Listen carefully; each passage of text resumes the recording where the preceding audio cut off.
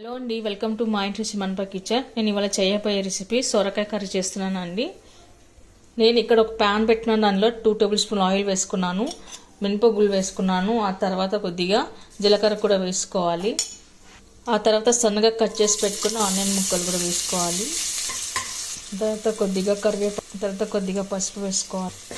ఆ తర్వాత ఆనియన్ ముక్కలు ఎర్రబడ్డాక సన్నగా కట్ చేసి పెట్టుకున్న టమాటా ముక్కలు వేసుకోవాలి.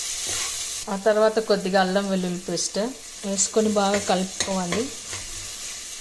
ఆ తర్వాత కట్ చేసి పెట్టుకున్న సొరకాయ ముక్కలు కూడా వేసుకోవాలి. ఇలా అంతా కలుపుకున్న తర్వాత కొద్దిగా రెడ్ చిల్లీ పౌడర్, ఆ తర్వాత కొద్దిగా ధనియాల పొడి వేసుకోవాలి. ఆ తర్వాత రుచికి సరిపడా సాల్ట్ వేసుకోవాలి. ఇవన్నీ వేసి బాగా కలుపుకోవాలి. ఆ తర్వాత పల్లీల పొడి కూడా వేసుకోవాలి. నేను ఇక్కడ 2 స్పూన్స్ వేస్తున్నాను. ఆ తర్వాత సన్నగా తురిమి పెట్టుకున్న కొబ్బరి పొడి కూడా వేసుకోవాలి. ఇవన్నీ వేసి బాగా కలుపుకోవాలి. ఆ తర్వాత కొద్దిగా పాలు వేయాలి. మిల్క్ వేయడం వల్ల కర్రీ టేస్ట్ చాలా బాగా వస్తుంది. ఆ తర్వాత కొద్దిగా వాటర్ కూడా వేసుకోవాలి.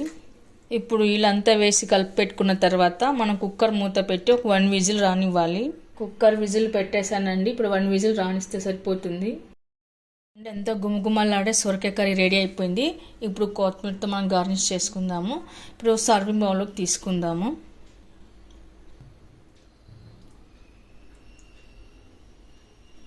ఓకే అండి, చూసారుగా ఈ కర్రీ రైస్లోకి, రోటీలోకి, చపాతీలోకి అన్నిటిలోకి చాలా బాగుంటుంది. మీరు కూడా ట్రై చేయండి. మీకు ఎలా కుదిరిందో కామెంట్స్లో పెట్టండి. మన ఛానల్ని సబ్స్క్రైబ్ చేయండి. Thank you for watching.